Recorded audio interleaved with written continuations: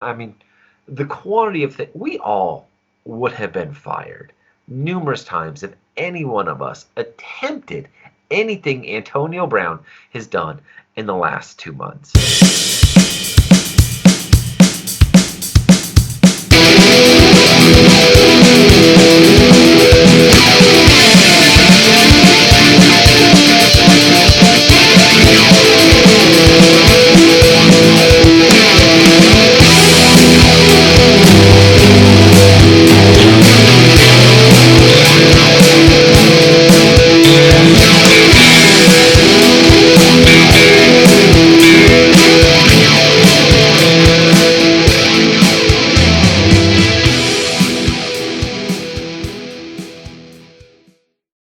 Hey everybody, welcome to another edition of the Sports Den. This is Kyle. I'm excited to be with you guys today. We are filling out the rest of the panel, and there's a couple guys that I want to introduce to you.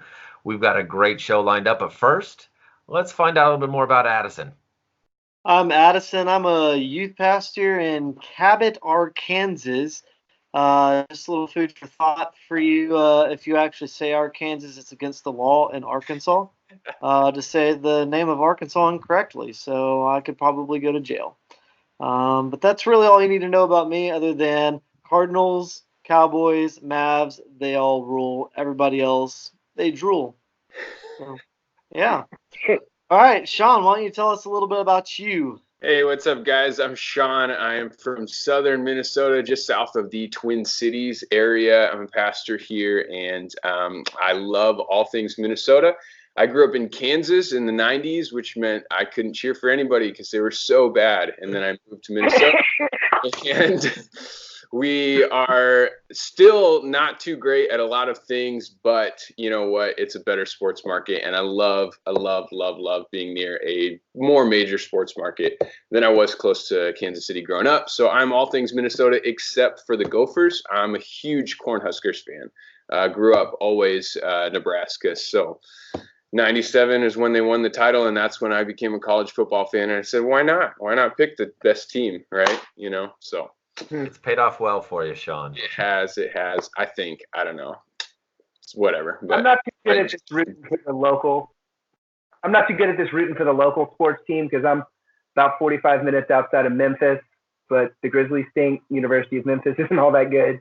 Uh, not real great. I am looking forward to seeing Ja Morant this year. I really like that. absolutely.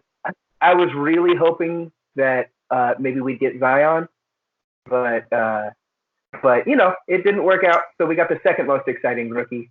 Sorry, RJ. I think you're the second best rookie, but I don't think you're as exciting as Ja. Yeah.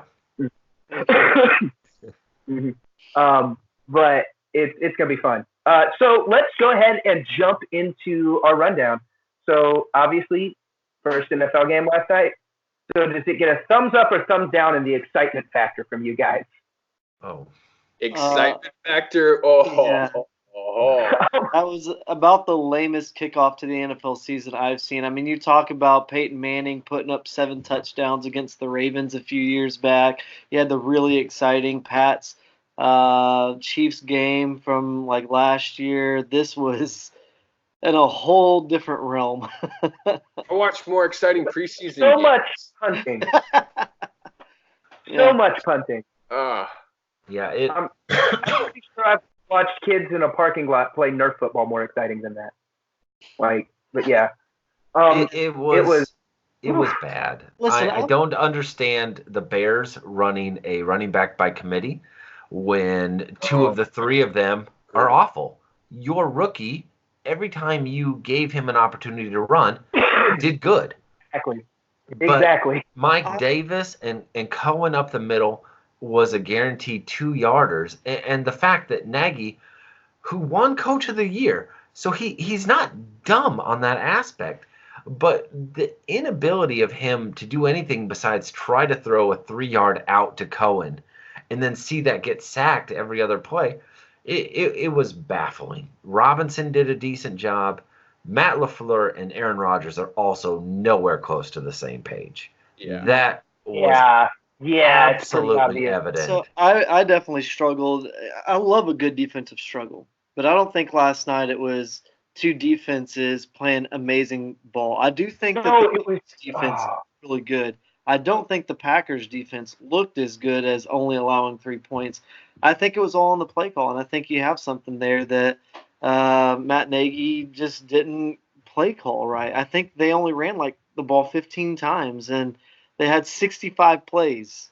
Yeah. That means they dropped back and passed 50 times in a 7-point game. And Mitchell Yeah. Trubisky is their quarterback.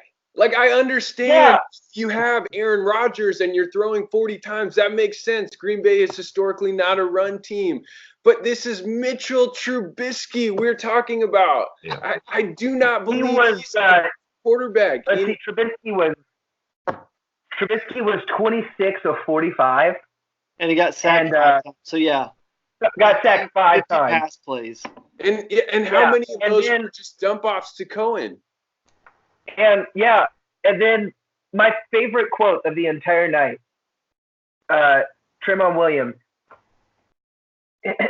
We wanted to make Mitch play quarterback. We knew they had a lot of weapons. We knew they were dangerous. We knew all of these things, but we knew if we could make Mitch play quarterback, that we would win. I loved that. I died laughing when I saw that. That hurts. Heard. That. Yeah.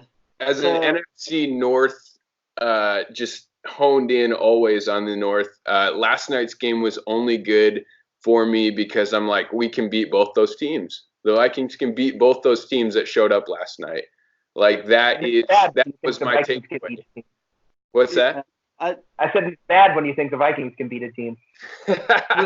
I think this builds for something that's also equally concerning when we are talking about somebody who's of the Aaron Rodgers level.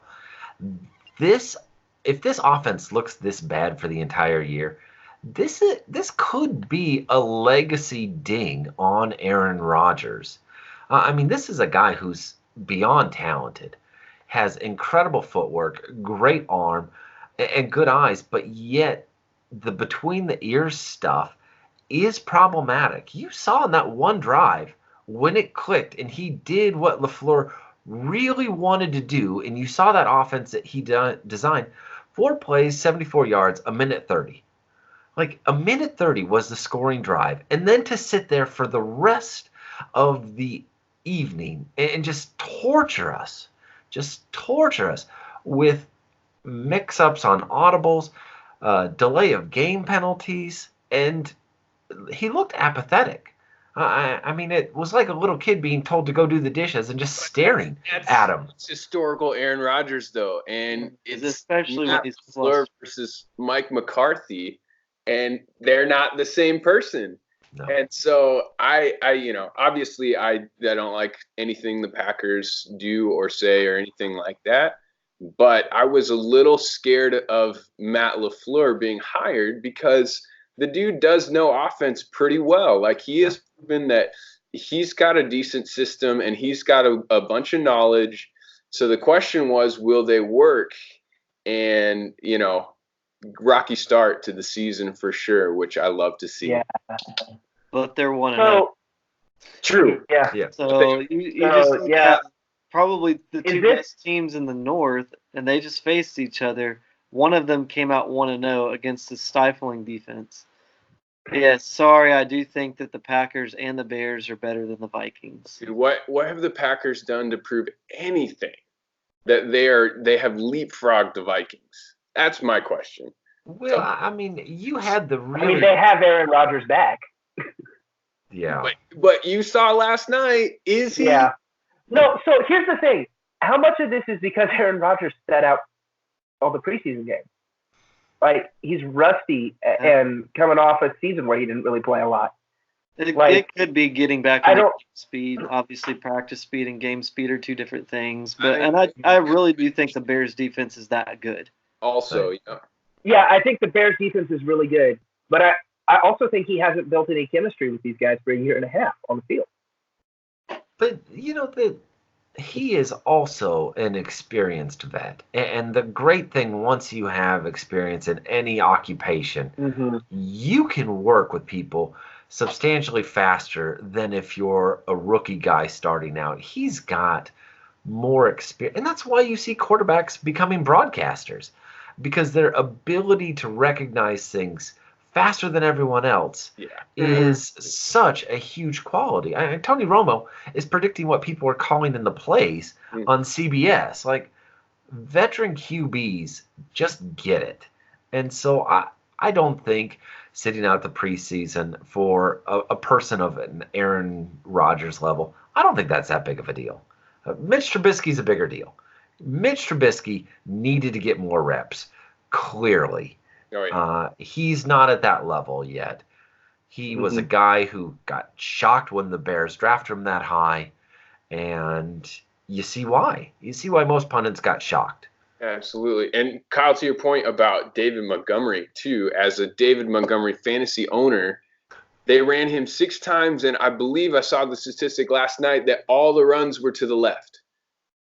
And it's like they hyped this kid as a workhorse back, as, you know, like, this is why they got rid of Howard. Like, this kid can do it. And they did not take any opportunity to showcase anything that the kid had. I really don't understand the game plan. Like, they just gave up on the run game and put the ball in Mitch Trubisky's hands 50 times in one game. And how do you get 50 passing attempts and only get 220 yards?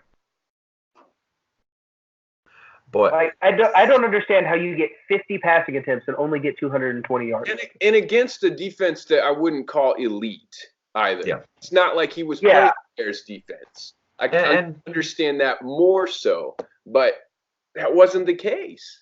You know, they had 15 total rushing attempts, as you mentioned. When you pull it up, Mitch Trubisky had 3 carries, which means they only called 12 running plays. You cannot, under any semblance of balance, only call 12 running plays. Even the Packers, who did not excel, at least called 19 running plays because they understood the importance of not just simply lining up Aaron Rodgers to get shellacked every single time in the backfield. This goes down on Matt Nagy. This should have been a game. Like, if we tell anybody here, hey, you held an Aaron Rodgers Packers team to 10 points, did you win the game or lose the game? We're all going to say, yeah, you beat the Packers. Yep. You beat the Packers. Because surely against the Packers you can score more than 3. Yeah. They're not 85 Bears. They're not 2000 Ravens, 2001 Bucks. They're not the Legion of Boom. They're not bad. Yeah, but the NFL should tweet an apology to everybody who watched that. That was not a good game. No. I was trying to get my daughter interested. I'm just gonna, in my mind, I'm gonna pretend this was a Thursday night game from next week in my mind, and the games this weekend and the other games this weekend are the actual start of the beginning of the season. Yeah. But speaking of guys who didn't play in the preseason and some questionable run stuff, Zeke is back, y'all. So Addison, I know you and I are the Cowboys fans here. So what are your thoughts? I have my own thoughts, but what are your thoughts on it? My thoughts are it's too long of a contract, and it's a whole lot of money for someone who you don't know if is going to be in jail in a year and a half or is going to be suspended for a year and 1 season. I mean, it's Jerry's MO. Jerry backed up the Brinks truck for Michael Irving. Jerry will back up the Brinks truck for if you have a semblance of talent and you've got a bad attitude, Jerry just loves you. I don't get it, and I do think that Ezekiel Elliott is a top 3 running back. I think that I don't necessarily think that he's better than Saquon as far as running ability. I do think that he pass blocks a whole lot better than Saquon does. But Saquon does everything else a jillion times better than Ezekiel Elliott.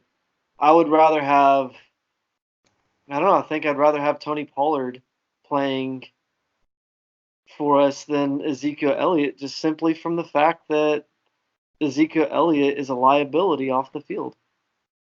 it's got to the point where when he first came into the league and it was just allegations, and then he was getting suspended for allegations. That kind of bothered me. But the dude's such a head case. I don't know. I do think I like the idea of it being front loaded.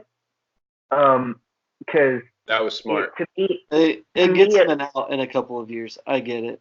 Yeah, to me, it's trying to open up space later where there might possibly not be a hard cap anymore for them to give Dak the money that Dak is wanting. And there is another thing. Well, there's two things that I noticed. One, I would never give him a front-loaded deal because he has shown he listens to his agent. He is smart. Yeah. And if he has held out now and you have front-loaded it, who's to say that once it's in that declining period, he's not going to hold out again? But two, we knew this contract was getting signed. Jerry invested the 4th overall pick in him. Jerry is not a man who's going to go about admitting his mistakes. Oh, yeah. That is not his MO. He is proud of the people that he's drafted. He loves to elevate from within. And so the moment that he held out, you knew he's getting paid. The concepts of we're not going to set the bar, that's all negotiating things that thankfully Zeke's agent was smart enough to tell him, just escape. And not just escape, mind you, leave the country. Like the dude bolted the country, grabbed his passport, and left. And when you saw the legends rally around him, like that was it. When you've got LaDainian Tomlinsons and Marshall Faulks and Barry Sanders coming out saying, Davis. Yeah, these guys like get paid. And when you see a Terrell Davis say get paid, you listen to the Hall of Famer because guess what? He played 5 incredible years, I believe, maybe 6, and then was done. Like his shelf life. Running back is the shortest lived position for a reason because it takes the most. Like it goes back to give the guy an 8 year. Goes back to last week. Why I thought. Obviously, I think Saquon's the most talented running back in the NFL. I don't think I would have taken him number 1 if I had the number 1 pick in my draft because there's no other option. And he's the only release valve. And I feel like he's going to get hurt because that O-line. Yeah, so, and you've got Golden Tate, who's on suspension. Sterling Shepard's banged up. Saquon's got issues. But in the scope of Zeke, too, the Cowboys are primed. Like, this is their year to really push everything in and just make their big go for it. None of those big contracts have kicked in, especially with the extensions that they've been doling out. Yeah. And the Cowboys, let's be honest, Jerry. The Cowboys are the Patriots cut this off at the head by either dealing somebody 2 years before this point or re-upping them 2 years before this point. They don't get to this level with so many players. Like they analyze and say, this is a key cog, or we can deal without him. And then they recuperate and they get a first and a third or a second and a fourth to reload their system. Yep. And that's why they're so successful.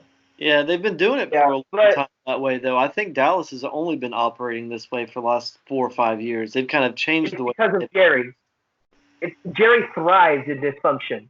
Like, we're forgetting this is the dude that fired Jimmy Johnson and purposely hired the worst candidate he could find because he wanted to prove that he could win a Super Bowl as a GM. And the worst thing in the world for Cowboys fans was that it worked and Barry Switzer won a Super Bowl. The worst thing in the world is that worked for Cowboys fans. Yeah, the Cowboys up until Romo had a list almost equal to the Browns of QB embarrassments that they rolled out Quincy after Carter, Aikman. Clint Sterner. I think the only guy that even was remotely good was when we got like the geriatric Drew Bledsoe year. Yeah. I think that was, and he was like, and then we got, who was the guy that was actually a baseball player that we ended up playing for 1 year? Chad Drew Henson? Henson? Yeah, Drew Henson. That's right. Drew Yeah. Henson. I mean, it was rough until Romo came. Yeah. Yeah. Speaking of dysfunction, guess who's still in the news, guys? Antonio Brown. Oh my goodness. Antonio Brown. I mean, first off, being a star NFL player is probably the only job in the world where you can place a suspension letter from your boss on social media and then somehow think you're the victim when you get repercussions from that. Like, I mean, yeah, like, this is crazy. We saw Vontez Perfect be the voice of reason, okay? The moment that Vontez is the voice of reason, you realize that you're dealing with the Raiders. I mean, the quantity of things, we all would have been fired numerous times if any one of us attempted anything Antonio Brown has done in the last 2 months.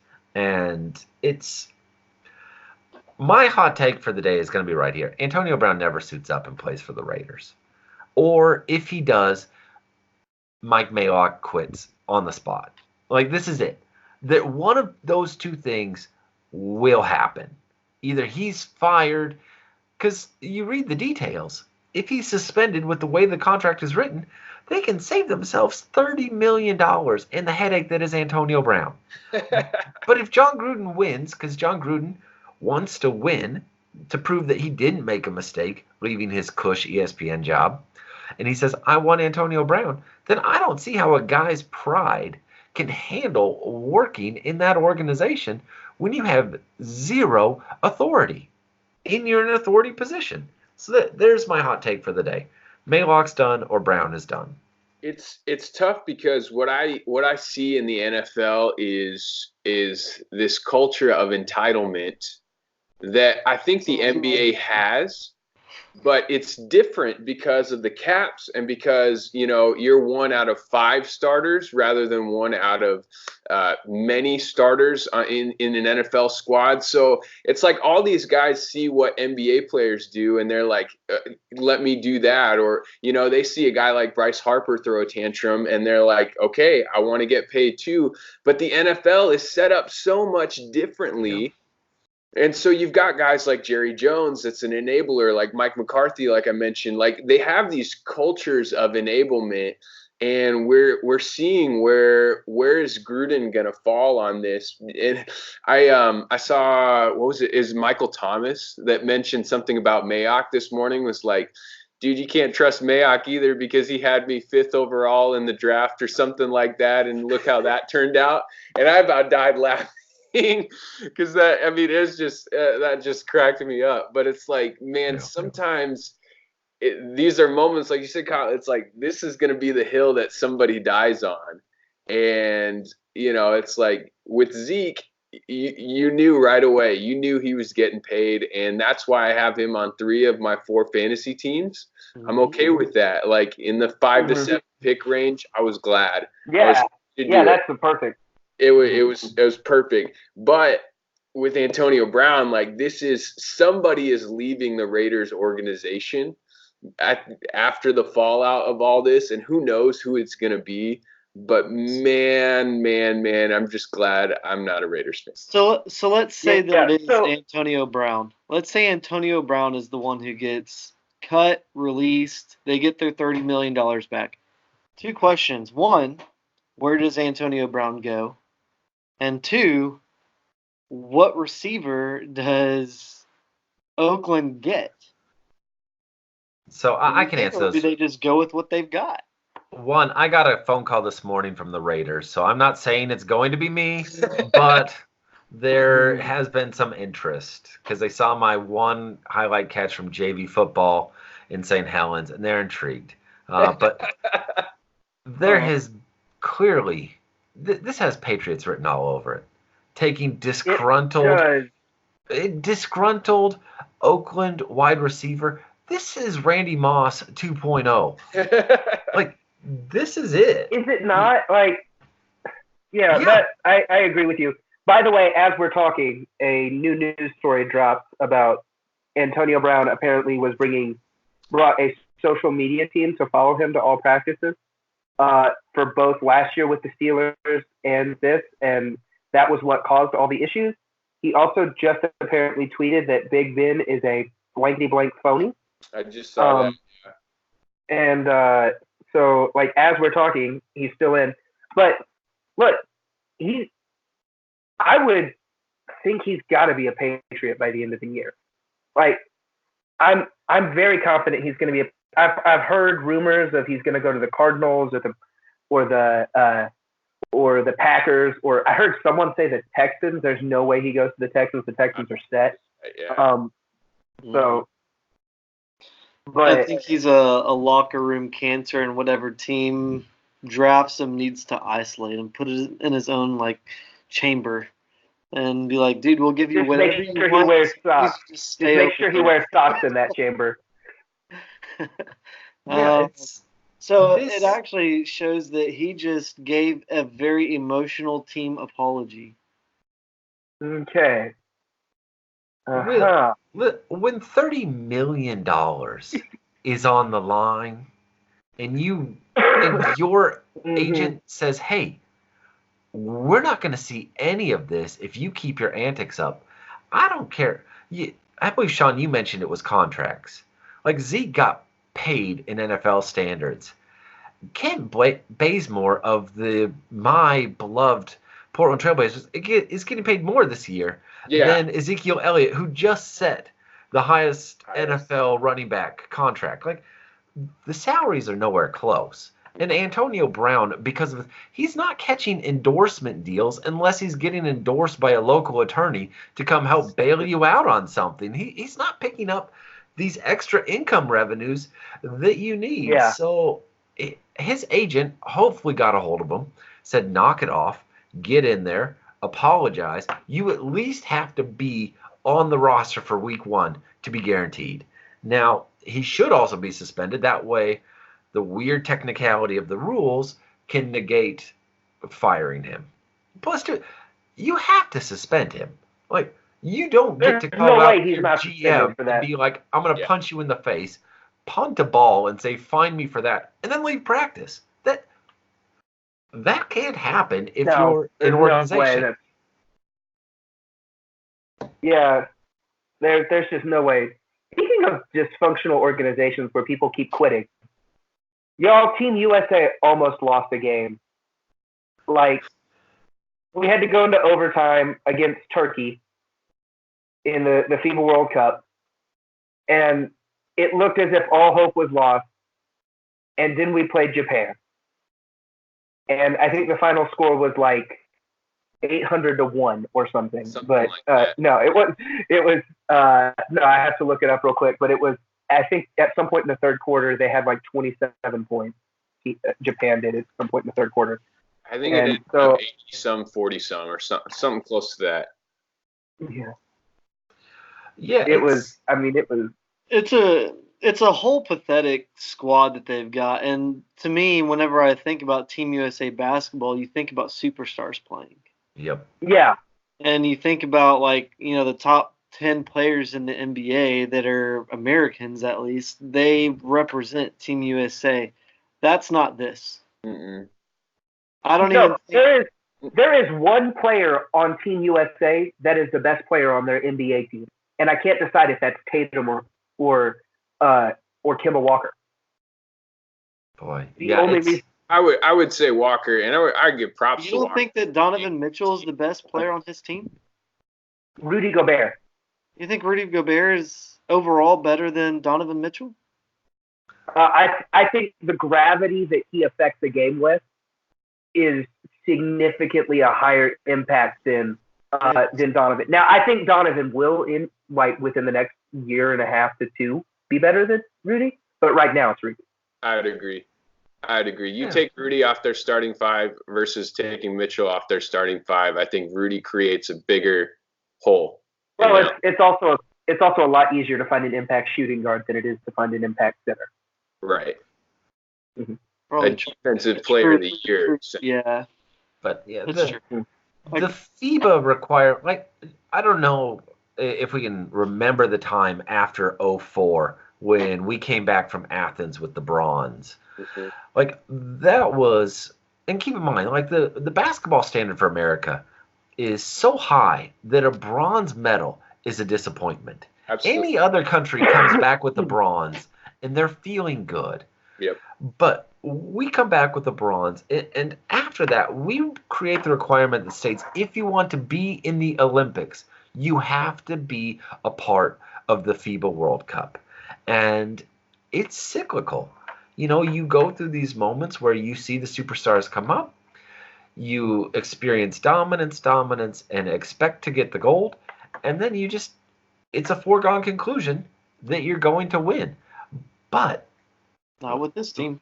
Not with this team. And the world has picked up on basketball. He's getting better. Absolutely. You know, it's one of those things, too. Some of it's economics. Basketball is a very cheap sport to play. You need a ball and a homemade hoop. There's a reason why we're the only place that plays North American football. Because it is expensive to buy the pads, to get the equipment, to have the land, to set up a 140-yard field of nice grass. Those are all difficult requirements to establish. But soccer and basketball can be played on the cheap. You need a ball and some sort of thing to prove that you scored. And you are seeing the world get much better. And I really, with this one, not only are we missing superstars, we have awful bigs. Like, awful bigs represented in this FIBA World Cup. When you're talking about Brooke Lopez being one of your key cogs and one of the Plumleys, and you're just like, this is not. But the Plumleys are the most. It's a good Plumlee. Yeah, I mean, it's at least a good Plumlee. But they're the most generic white guy ever. You can line up all the Plumleys, and I will have no idea. Even with Mason being a Blazer, like, I have no idea which Plumlee is which. They could commit crimes and blame it on each other, and they will be found innocent because the jury will have no idea which one is the other brother. They're just copy paste. The youngest one just quit the NBA. Marshall, the youngest one. He just quit the NBA, and apparently he's going to be a Ranger, so going to be an Army Ranger. Okay. So, but that was kind of always his back burner. He was in ROTC at Duke, so that was always his backup plan. And you know, when you get picked up by the Knicks, and that's your only option, you know, stuff starts to look a lot better on the other side. Yeah. If the Knicks pick you up, go to Subway. Go be a Subway sandwich artist. Dodge that one. Unless you're Bobby Portis or Taj Gibson or Julius Randle or one of the 13 centers they signed to like $400 million. I am so excited to break down the Knicks signing. Basketball, all fours. They're just going to roll out all fours. Julius Randle at the point. You know, it'll work. Bobby work. Portis can shoot threes. Yeah. No, like shooting guard. Remember when we had that really weird time where it was Durant and everyone was trying to find the next Durant because they're like, where's the next small forward that can shoot threes and handle? Like there was a hot minute coming out of college that people were talking about Bobby Portis was going to be a small forward. Yeah. Like, no. Yeah. But I love Bobby. I hate that he went to the Knicks. But I mean, you know, get your money, boy. But because I actually worked with a guy that was Bobby's that lived on the same hall as Bobby in at Fayetteville, and let's say Bobby came from nothing, and I'm glad he got a bag. That's for sure. I'm glad Taj Gibson's back in New York, the hometown hero, man. Like, he's a great dude, and it's like, yeah, get paid. If somebody's gonna pay you, do it, even if it don't make sense. I still love David Fizdale, and so I feel bad, but at least at least they're all in it together. You know, at least they got each other. So.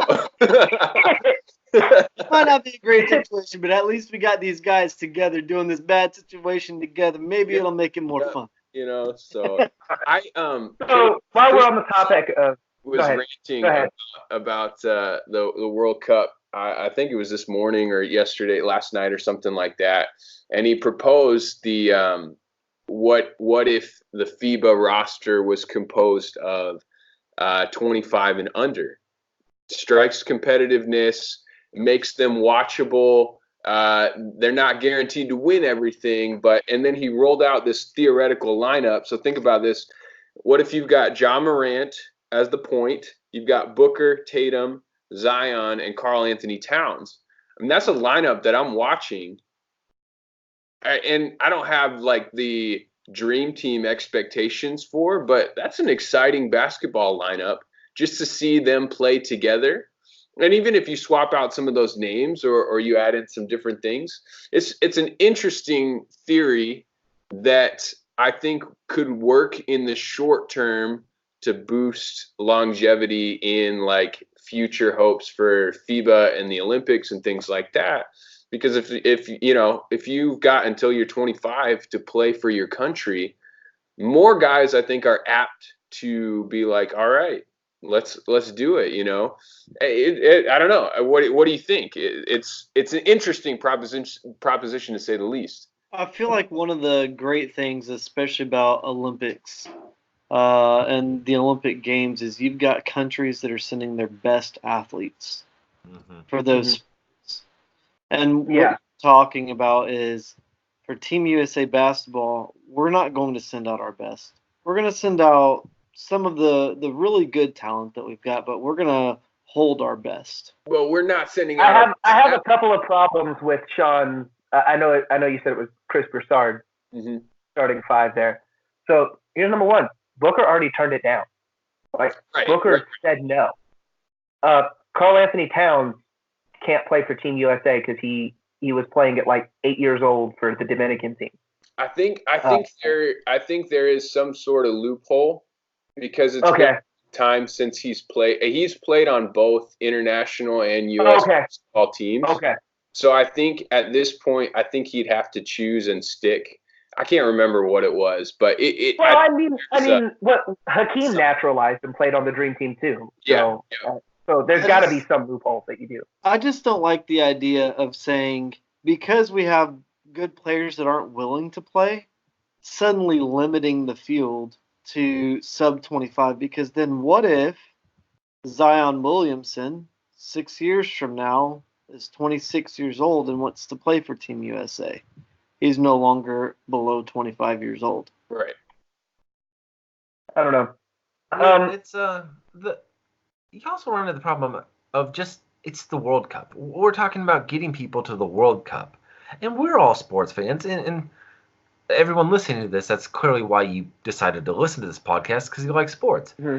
If I said anybody here, USA is struggling in the World Cup, your first thought is, yeah, the U.S. is not good at soccer. Like, even the branding with this, nothing with this tournament makes sense. This needs to be redone. The basketball organization should not have ever chosen the World Cup as its title because it is owned by soccer or football, depending on where you're listening to us from.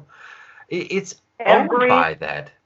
But every international basketball team is owned by a football club. Basically, yeah. That's the. So FIBA is a subset of FIFA. Of FIFA. I mean,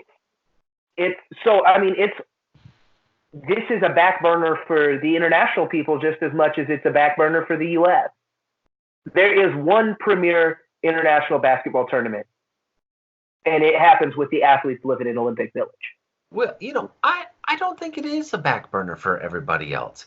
You've got Giannis playing for Greece. You've got Jokic playing for Serbia. These are top 10 guys in the NBA representing their country. For them, Ben Simmons sits out of Australia. Canada has two NBA players. they're playing for them. They couldn't get anyone to play for them. So it's not just the U.S. that's having this issue. Canada's walking into Tim Hortons and being like, anybody want to play basketball? Like, we got spots. I think Steve Nash got an email from them asking if he'd be their starter. Like, it's – but, yeah. But speaking of the basketball issues, tonight is we're recording this on Friday. It probably won't go up till Saturday. But tonight is the Hall of Fame inductions for the Basketball Hall of Fame. Yeah. I've always felt like the Basketball Hall of Fame's weird. Why is there not like a pro basketball Hall of Fame and an amateur basketball Hall of Fame? Like, because that's what makes like Canton special. It's what makes Cooperstown special, is because it's pro. Yeah. And basketball is always just kind of like, we'll just throw everyone in here. And then you've got people who get in based on a college resume, but then that artificially inflates college resumes, like people like Ralph Sampson, who had really short NBA careers but were super dominant in college, are in the Hall of Fame. And then people who had really dominant NBA careers, like Chris Webber, but because they had scandal and recruiting violations in college, are not in the Hall of Fame and had to vacate wins. Like, it's just, make it a pro and an amateur Hall of Fame. But speaking of that, look at the list of people who are going in here. You know, you are getting in Bobby Jones, Sidney Moncroft, Jack Schema, Paul Westphal as a player. Like, these are not the names when you are discussing NFL and MLB Hall of Fame inductions. Like, they're nowhere on the same level in any capacity. You might have one down year with an, MLB or an NFL where they're close-ish, but you're not seeing people roll in there who's got a title in 3 or 4 All-Star games from the 70s. Like, this is not the old man's club, in the Veterans Association bringing in one guy. This is your headliners that you're bringing in as the NBA, and you have nobody who played in the last 20 years in this Hall of Fame, with the exception of Vlade. Like, it is a weird. Yeah, you're right. It's weird. The Basketball Hall of Fame fails. I was commenting on this earlier today. I was like, we could talk about the Basketball Hall of Fame, but I don't even know why or why not some of these people should or shouldn't be in the Hall of Fame, because I don't know who they are. Yeah. The only thing that Basketball Hall of Fame gets is like, look, dude, if Mitch Richmond's a Hall of Famer, why on earth did it take Sidney Moncrief this long to be in the Hall of Fame? Because Sidney Moncrief probably has a better resume than Mitch Richmond. It's just, there's weirdly there's no real rhyme or reason to why people get in the Hall of Fame and are held out. Vlade turned down going in as a world contributor because he thought his resume was good enough to go in, and he was right, but he didn't get in first ballot. Mm-hmm. So it's weird. We've got to the point where the best guy who's probably not in the Hall of Fame that should be, that's eligible, is probably Weber. Mm-hmm. But it's been Moncrief for ever since they voted in Artis Gilmore when I was still in high school. So, I mean, but Moncrief's been sitting there like, look, I've got a better resume than almost anyone else that you keep voting in. And so it's just one quick correction, Jonathan.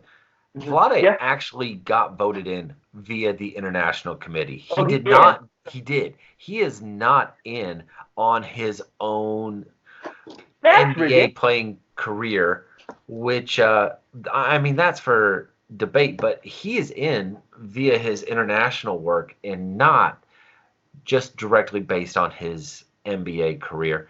And he got voted in by the international. That's weird. Oh yeah, I'm reading that right here. Wow. Yeah, but Vlade, I love this Vlade. Vlade was unfortunately stuck playing basketball 15 years too early before his skills and talents would be Exactly. appreciated. If Yeah. Vlade was playing nowadays, he is winning titles and wrecking things because there's no Shaq who's going to be down low beating him at 340, 350 pounds. He's Yep. not having people hanging on him all of the time. His passing is going to. If Vlade was playing now, he would be Jokic without man boobs. Mm-hmm. Yep. Absolutely. Like, I mean, Yeah, Jokic like- makes my body type feel good. So I like Jokic. I love Jokic. Are you kidding me? Like, Jokic is one of my favorite people to play because it's like, dude, it's like what I look like when I play against fifth graders. I mean, it's awesome. So I love Jokic. But yeah, let's. For the Hall of Fame, I was just gonna say, like, in 10 years, they're gonna induct Joe Johnson on his Big Three resume. So that's just how. I don't know. Joe Johnson was the second best player at his position for a solid 7 years. It's just that's historically the worst position. Wasn't? What? Who was better than him? Obviously Kobe. Who else is better than Joe Johnson? Dwayne Wade was a better That two. time? I know you have a personal vendetta against Dwayne Wade, Okay. but Dwayne Wade was leaps and bounds better than Okay, Joe I Johnson. get what you mean. I get that, and I would agree with Wade. But I'm talking a little bit before Dwayne kind of hit his peak in 7 and 8. But Joe Johnson, but we've Joe seen Johnson the was- Joe Johnsons of the world. They're fun to watch. They're your Drew Bledsoe NFL equivalents. They're fun. If he's on your team, you're glad that you got him. Yeah. But that's not Hall of Fame level stuff. Like, But we watch him and you're like, 10 MVPs in the okay. Big I Three. will posit this. I will posit So- this. I will posit this. If Mitch Richmond is a Hall of Famer, Joe Johnson better be a Hall of Famer. sometimes you have a mistake. And one mistake doesn't mean you compound it with more mistakes. I'm with you on that. Yeah. Totally. But I think they need to restart it and go over again. Now, I have a soft spot for Joe Johnson because I'm an Arkansas guy. I live in Arkansas right now, and Joe Johnson's an Arkansas guy. Also, I loved him on the Suns. Those early 2000 Suns teams were some of the most. If we're going to talk about fun to watch basketball, That was fun basketball. For sure. it's just enjoyably fun to watch. If they could have stayed on the bench when that hip check occurred, they would have had a title. Well, my dad is a huge Spurs fan, so I wasn't allowed to be upset over that. But so yeah. But let's see. We're talking about people being a little vocal with Antonio Brown and stuff. So we've got a guy who's been vocal in his sport, Justin Verlander, talks about juice balls. But honestly, with the way he's been pitching, I don't know that juice balls are affecting him at all. Because he's juiced in a different way, if you know what I mean. Oh, yeah. Yeah. I'm just kidding. I don't think that Justin Verlander is juicing. Yeah. I mean, he could be. I'm going to read out some of these stats I found the other day. I went down a YouTube rabbit hole.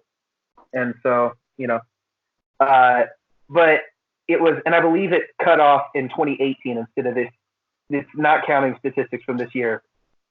But people who have pitched into the 8th inning as a starting pitcher and been able to throw over 100 miles an hour since between 2008 and 2018.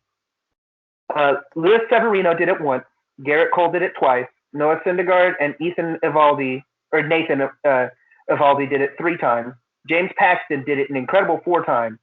Justin Verlander did it 44 times. Jeez. You bump that number up to you bump the number up to 101. It's just Justin Verlander, and he's done it 16 times. But Justin Verlander, I feel like, is a closer with a ton of stamina. I mean, most people who are throwing above 100 miles an hour aren't starting pitchers. They're late relief pitchers and closers. So he's like a whole different animal altogether. It's really unfair to compare him to some of those other people, just simply because he's just built completely different, and that's what he is. He's a closing pitcher with the stamina of a starter. And it's like it's like, who was it? Like John Smoltz would vacillate between a closer and a starter. Yeah. And he'd go between that. But I don't think there's really been a guy that pitches with that amount of stamina since Nolan Ryan? No, and like, Nolan, one of the baseball doesn't do that anymore. Yeah, but he also ended up like I've got his stats pulled up. I love the Astros organization. I'm not an Astros fan, but he went to a perfect spot for somebody because you look at the stats, and I'm going to plug the book, The MVP Machine. If you're a baseball fan, you need to read this book. It'll make you like Trevor Bauer, which is a difficult thing to do, but it does it. But it breaks down their unorthodox approach and using analytics and using technology to get the most out of their players.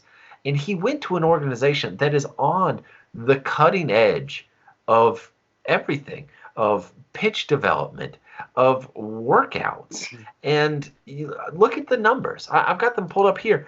He has a classic decline in Detroit. ERA starts ballooning. He gets traded from Detroit and goes to Houston. When he gets traded in 2017, his ERA is 3.82. And then he finishes the year at a 1. And he has pitched at a 2.5 for the 2 years after that. Because they have quick fixes that they can tell. You read the book, they will trade for guys, and they will instantly sit down with your pitches. They will tell you what works, what doesn't, and then they get rid of the fluff.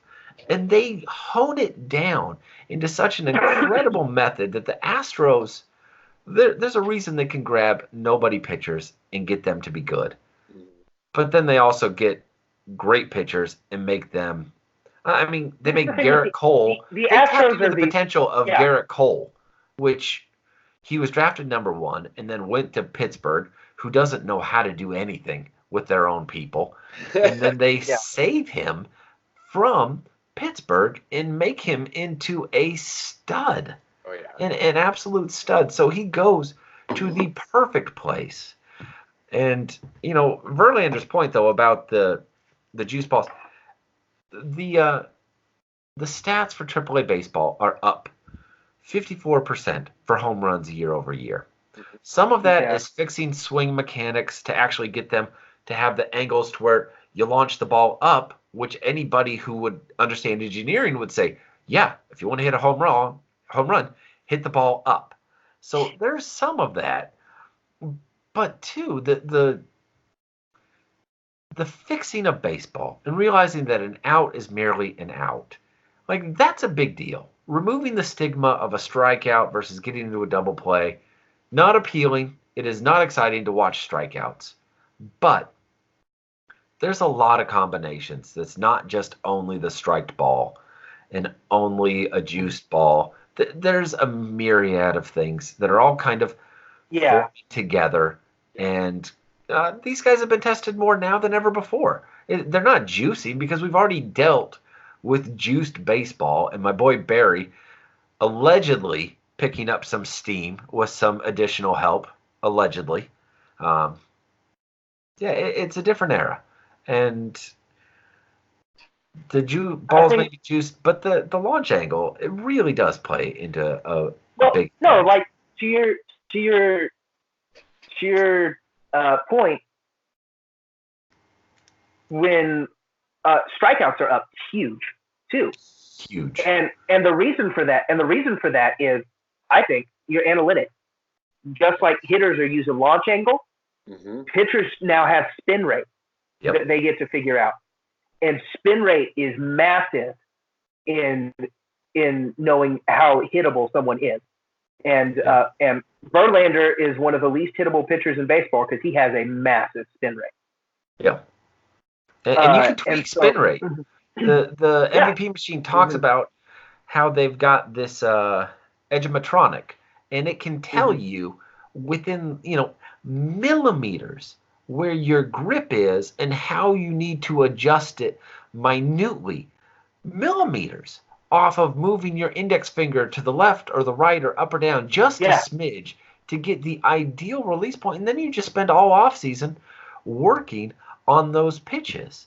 I mean, that's also why you're seeing Tommy John's increase, because you have the focus that is just spin rates. But the nice thing is, it's a skill that you can track. I mean, telling someone to work on their command. Well, no doubt, every pitcher wants to throw strikes. Going saying to work on your command is not something that's trackable. But studying spin rate, you can put in metrics that you can attain. Yeah. So let me ask you guys this question. You look at basketball and how the game is almost changing to where you're either shooting at the basket, making layups, going to the foul, or you're shooting threes. It's either up close, there's very limited mid-range happening. And baseball, do you think that it's home run or bust? And that might be what's attributing to essentially velocities. I think infield extreme infield shift rules have use of extreme infield shift has affected the idea that people want to go for a home run or bust. By the way, going back to basketball, I read an article where it was Sean's new GM up there, Gershon Rojas, was saying the reason Houston went after Westbrook is because their analytics showed if you don't shoot enough mid-range shots, you actually stagnate your offense. And so part of the reason they went after Westbrook was that. And so he was talking about how he thinks he can unlock Andrew Wiggins.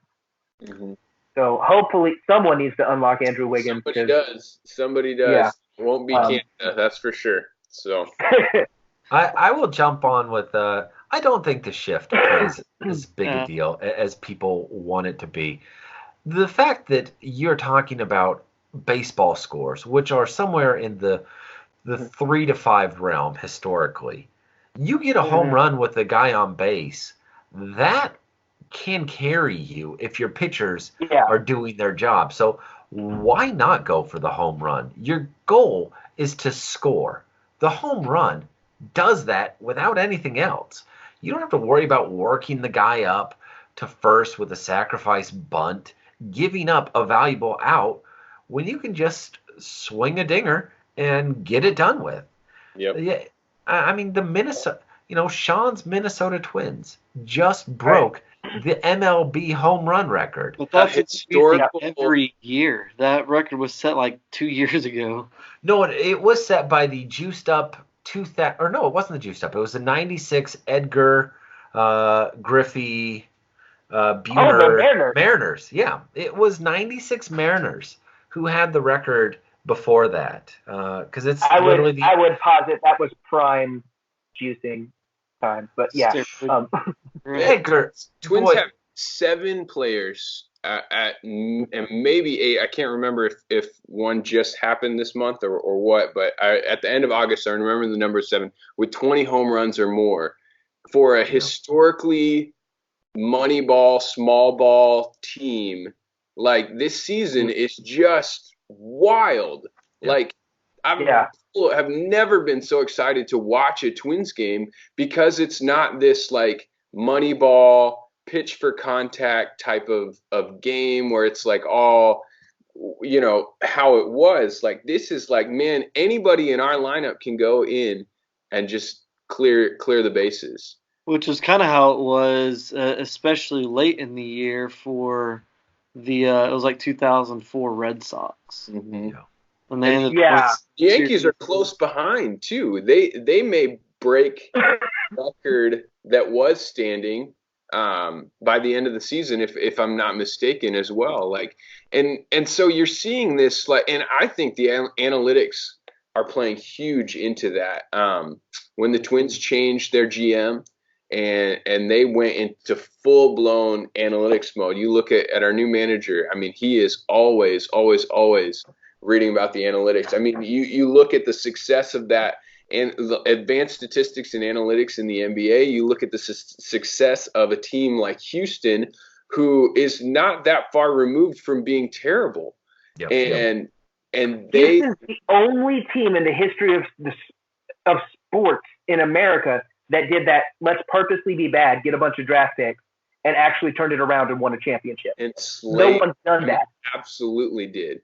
And so it's you're just seeing. I think the analytics play a part in it. You're just seeing the way that people are approaching the game, the way that pitchers are approaching the game. It's changing everything. It's this perfect storm of, man, like you get the right combination of guys.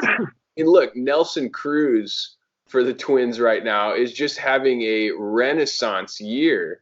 And I mean, praise God for us. Like that's just it's just so much fun to have a guy like Nelson Cruz on. And we signed him as a DH. I remember watching Nelson Cruz play when I was in high school. Like exactly. Like when I was in high school, we would. My dad's a huge Rangers fan, and we lived about 3 hours from Kansas City. So every time the Rangers would go play the Royals, we'd go up. And when he's playing for the Rangers, I'm in high school. And we go up and see him, and he was hitting for power then, and now he's hitting for almost more power this year. There's another thing too with the Twins. Not only are they hitting it, but I want to show you who's in their division, which you understand why. They get to feast on the Tigers, the Royals, and the White Sox. Like those are bad teams. The Tigers are unprecedented. And we can talk about this at the end of the season stuff, but the Tigers are historically bad. Not only are they feasting on the new analytics, they're also feasting on everybody else who looked at Houston and said, hey, why we can make money because of baseball's flawed revenue sharing and stockpile on draft picks because we get draft picks. And the Royals are the world's worst about that revenue sharing. Oh, yeah. And so you can combine these 1-2 things. You can roll out your prospects early to find out what they can or can't do. I mean, the number of pitchers and batters that was on, the Baseball Prospectus Top 100 for the White Sox who started there as tracked maybe going in, and then they just quit halfway through and are like, okay, let's see what Dylan Cease can do right here. And they're rolling out guys who traditionally would have spent another year or two being seasoned at AAA, who are now getting seasoned in the majors. And this is another reason why they're not going to be great, because you don't want to wreck the confidence of your young players. And that's why you will build these feedback cycles where these teams are them. But there's a lot of aspects. And to just pin it on one, be like, launch angles or analytics. No, it's a meta of what's going on in the baseball world. And the defensive shift has a minute